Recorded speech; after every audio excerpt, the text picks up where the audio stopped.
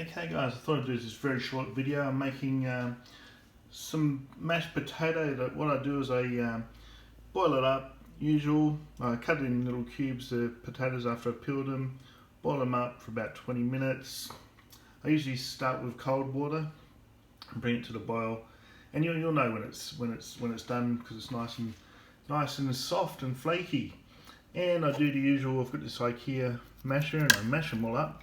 But what usually happens is you'll usually get a little bit of, if I can show you here, right there, you usually get a little bit of potatoes. So what I do is I use a spatula, and it's sort of got a dull edge to it, and I put it through the sieve. So you put it on there, and it's going to be hard to do with one hand, but you scrape it through, and I'll show you.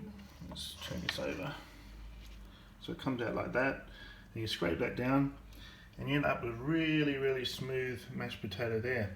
So then next step, all I do, get myself some cling wrap, and I form into a nice little patty sized shape here. And what I do with those, I just put them in the freezer. So now I've got like a portion size of mashed potato, can stay there for months. Take it out of the freezer, put it into the microwave,